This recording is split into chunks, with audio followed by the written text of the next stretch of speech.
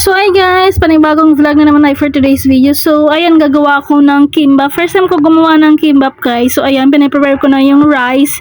Yung nilagay ko dyan ay sabaw ng century tuna na gagamitin ko. So ayan na yung century tuna na hot. Tapos nilagyan ko siya ng mayonnaise kasi yan yung ilalagay natin sa ating kimbap. So ayan, meron din akong biniling ham kasi itatry ko yung ham kasi hindi ako nakakita ng spam. So ayan, yung century tuna na may mayonnaise, rice, tapos yung carrots, cucumber, tsaka yung itlog, tsaka yung ham kanina na nahawakan ko. So ayan yung ham, cook ham siya. So ininit ko lang siya. Tapos yan, lalagyan natin ng mangga yung ating kimbap. Wala lang, parang experiment lang yan guys. Kasi first time ko gumawa ng kimbap. So sarili kong version ang ginawa ko. So ayan, niluto ko lang yung ham para kunting luto lang ng ham para at least medyo maluto siya bago natin ilagay sa ating kimbap. So ayan, luto-luto lang ng konti.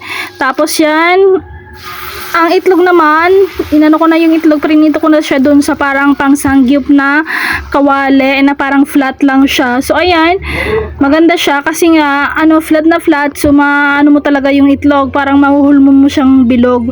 So ayan guys, tingnan nyo, ganyan lang yung pagprito guys, lang na apoy, mahinang apoy lang.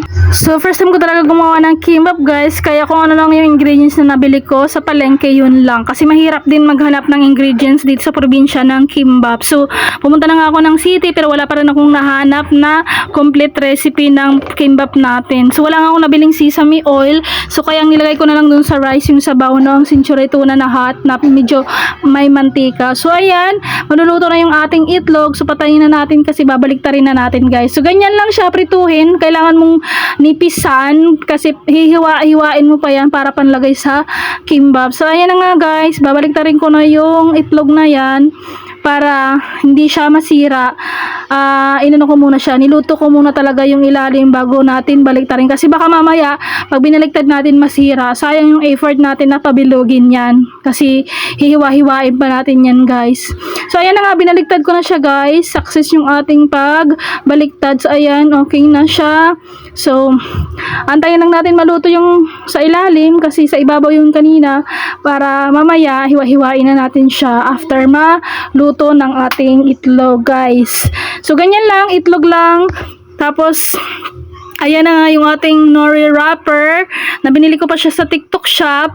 So ayan ang nori wrapper natin. Tapos yung ating century tuna na may mayonnaise, ham, tapos itlog, tapos mango, carrot, tsaka cucumber. Yan ilalagay natin, tsaka yung rice. Tapos yan ang ilalagay natin na palaman sa ating kimbap. So guys, ayan na nga, try natin to kasi first try ko talaga gumawa ng kimbap guys. Kaya kung ano lang talaga yung available na recipe ay na ingredients, so yun lang yung ating ilalagay. So masarap naman siya guys kasi after ng paggawa ko niyan, after ko siya pabilugin, trinay namin ng aking pamangkin na nagvi-video sa likod ng camera. So ayun, trinay ko na nga i-flatten yung rice, tapos lalagyan natin ng mango, carrots, cucumber, egg, tsaka ham, tsaka yung hot tuna with mayonnaise. So ano lang yan guys, pachamba na lang yan. So ano lang yan, experiment ko sarili kong kimbap na recipe. So bahala na kung anong kalabasan, pero guys masarap naman yung kinalabasan niya, no. So ayan, lalagyan na natin ng ham, hiniwa-hiwa ko siya.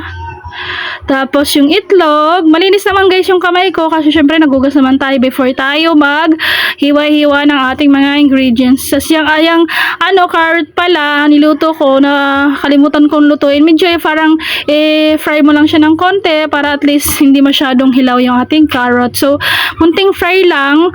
So, yung pinag-fryan ko kanina ng egg, doon ko na rin siya inano ko lang siya, parang sinutin ng konti na walang mantika. Basta mainitan lang ng konti, ox na yan guys. Panlagay na natin yan sa ating kimbap, yung ating carrot. So, ayan guys, makikita niyo yung version ng aking kimbap kung paano siya gawin. So, ayan na nga, konti lang luto yung carrot na yan. Tapos yan na nga, yan, nagluluto na ako, nilagyan ko na siya ng carrot, ng egg, ham, cucumber, tsaka yung ating mango. Para may konting twist naman, yung medyo may tamis yung ating kimbap. Charet! Pero experiment ko lang yan guys. Experiment ko lang yan. So bahala kayo kung anong gusto nyo din ilagay sa inyong kimbap as long as masarap yung kalalabasan. Okay lang. Kahit anong available na ingredients yung ano nyo, magawa nyo sa kimbap nyo guys. So ox na yan. So, tingnan nyo, ganyan lang yung, ano niya, lumabas na nga yung sabaw ng, yung ano, yung mayonnaise, medyo kasi masabaw yung, hindi ko na anuhan ng sabaw talaga yung, century to na. Make sure nyo guys na parang, anuhan nyo yung, para maano yung sabaw ng century, kasi minsan, nasusobrahan yung sabaw, kaya lumalabas sa ating nori wrapper. Pero ox na yan guys, kasi dagdag flavor din naman yun. So, ayan na nga, nakagawa na tayo ng isa, tapos itrinay ko na nga, kung masarap siya. Pinatry ko din yung aking pamangkin sa likod ng camera, ang nagka-camera girl. So masarap siya guys. Success yung ating gawa ng ating kimbap. Masarap yung kinalabasan ng ating kimbap guys. Masarap siya. Kahit yung pamangkin ko, ay yung pinsan ko, masarap din yung kimbap daw. Marami siya nakain. Nakain namin yung isa. So ayan na nga, another one yung gagawin natin para marami tayong magawa for today's video. So kung gusto niyo din gumawa ng kimbap guys, ganyan lang naman yung ingredients ko, kung ano lang yung available, yung kaya ng bulsa. So ayun na lang yung gawin nyo. Kahit hindi na kayo makahanap ng talagang original na ingredients. So that's all for today's video and thank you for watching. Bye! Mwah!